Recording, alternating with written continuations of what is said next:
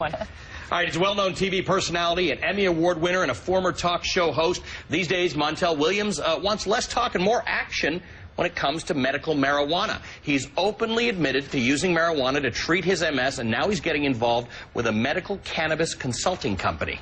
Montel Williams, good to see you. Welcome to American Morning. Thank you so much for having me here. So you got two things going on. You've had MS for about 10 years now. Well, I've had it for probably 30. I got diagnosed 10 years ago. Okay. And finally figured out what this malady was, what was going on with me after I went to the doctor.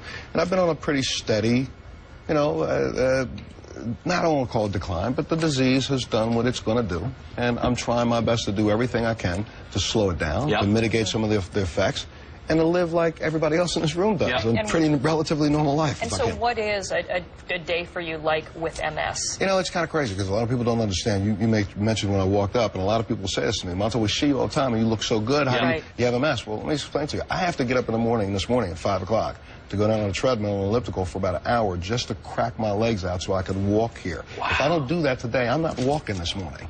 And if and my day is characterized, 24 hours with neuropathic pain in various areas of my body, extremely in my feet, my shins. I have to deal with this and cope with this 24 hours a day. You describe feeling like it's on fire, right? Oh, like it's almost like, if you liken it to when you strike your crazy bone. That's not funny. That hurts.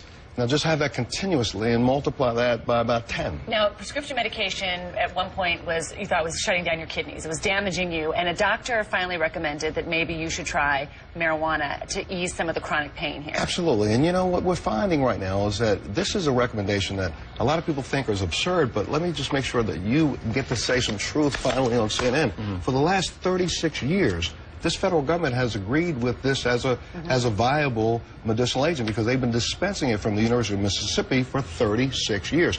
Every month, on the 17th of the month, canisters go out that's grown at the University of Mississippi. It started out with 20 patients. It's now down to 4 because 16 of them have died. The other 4, every month, our federal government gives them marijuana as a medication. So why don't they make it legal? Correct. And how about this? In 2003, the federal government gave itself a patent on marijuana right now.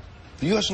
government has a patent on marijuana claiming that in its abstract it's one of the most efficacious drugs there is for neuropathic pain. But you know what's interesting? Because I think that the recreational users and sort of the pro-pot for a social reason group has glommed on to the medical marijuana trend, and that actually hurts the real efficacy case of medical marijuana. And that's the reason why I decided to get involved as a consultant. And the reason why is because for the last 10 years, I've been involved in every state that's passed legislation. 16 of them now. 16, to allow patients access to medical marijuana. But unfortunately, this has been hijacked by people who want to make a lot of money. Right.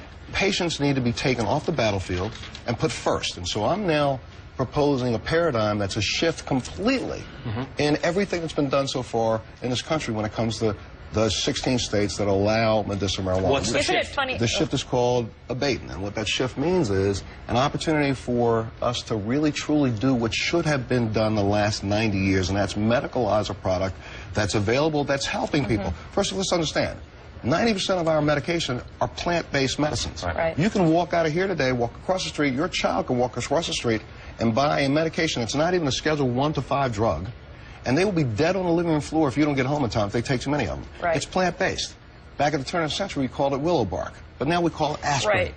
Right. So why can't we do the same thing to medical cannabis and turn it into a product that is efficacious for patients? It's funny. There is a stigma attached to it. I mean, even when people say Montel Williams admits he smokes marijuana, as if there's something wrong with it. But why? I'm sorry, I don't mean to cut you off. No, I'm just wondering what it is about marijuana that I understand that it's illegal, but yet people wouldn't blink an eye if they said you were taking large amounts of opiate painkillers for your pain. I was going to say the same thing. How about Montel using morphine? Right. Well, I would blink an eye if someone said, I would say if he took big opiates, I would say, wow. Right. I use morphine.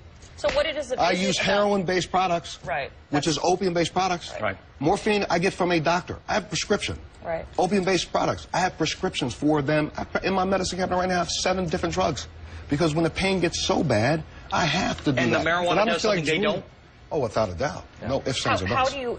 I think people also have a problem with the whole smoking notion of it, because we know that, smoking elements can hurt your body. It's a carcinogen. How does How do you take medical marijuana? If we paid attention to the studies, even the studies that this federal government has done themselves, you recognize that right now, part of the reason why they're continuing to dispense it for 36 years is that some of the damage that we believe is happening isn't.